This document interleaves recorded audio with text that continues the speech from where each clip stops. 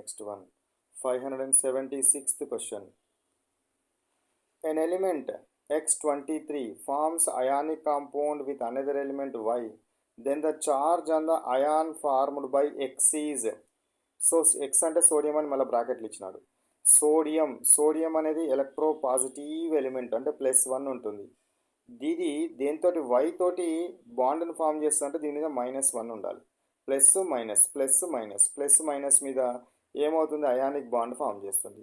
ఇప్పుడు charge on X అడిగినాడు కాబట్టి ఎక్స్ అంటే ఇది సోడియం మీద ఏ చార్జ్ ఉంటుంది, ప్లస్ చార్జ్ ఉంటుంది, +1 ఉంటుంది.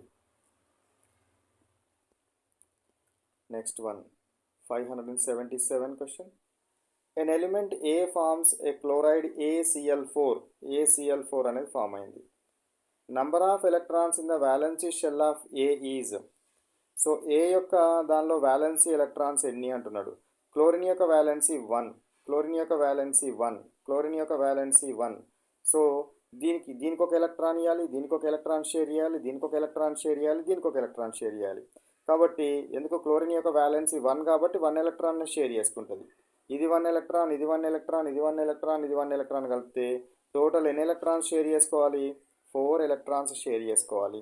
కాబట్టి ఎన్ని ఎలక్ట్రాన్స్ షేర్ అవుతుంది, 4 ఎలక్ట్రాన్స్ షేర్ అవుతాయి. 578 question. An element A forms a cation by loss of 2 electrons. A 2 electrons loose చేసింది. B gains 2 electrons. B కూడా 2 electrons గెయిన్ చేసింది. Then the formula of ionic compound is called. So A అనేది ఎన్ని electrons loose చేసింది, +2, 2 electrons loose చేసింది.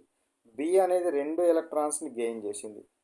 ఇప్పుడు దీంతో form అయ్యే బాండ్ ఏంటి అని అంటే ఇట్లా +2 -2 వచ్చినప్పుడు ఇట్లా అంటే ఇవి ఈ విధంగా చార్జెస్ వచ్చినప్పుడు దాని యొక్క ఫార్ములా ఎట్లా రాయాలి అంటే ఇక్కడ ఇవి చార్జెస్ రాసిన తర్వాత ఇవి ఏదైనా టేబుల్లో కట్ అయితే ఏమో చూడాలి. 2 1 జా కట్ అవుతుంది.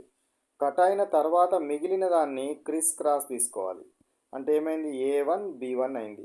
1 ఉంటే దాన్ని రాయాల్సిన అవసరం లేదు కాబట్టి AB అవుతుంది. ఏమవుతుంది, AB ఫార్ములా వస్తుంది. Next 579 question. Which of the following compounds has a different type of bond?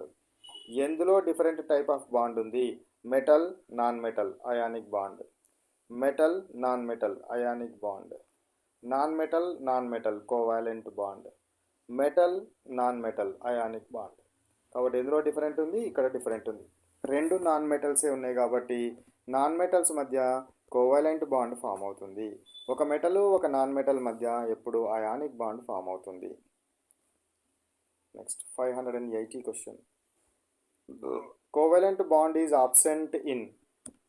ఎందులో కోవాలెంట్ బాండ్ ఆబ్సెంట్ ఉంటుంది, ఇది non metal covalent bond, non metal covalent bond, metal non metal ionic bond, non metal covalent bond. ఇక్కడ metal non metal ఉంది కాబట్టి ఇక్కడ covalent bond ఉండదు. So రెండు non metals అయితే కోవాలెంట్ బాండ్ ఉంటుంది. ఒక మెటల్ ఒక నాన్ మెటల్ మధ్య ఎప్పుడు అయానిక్ బాండ్ ఉంటుంది కాబట్టి ఇది డిఫరెంట్.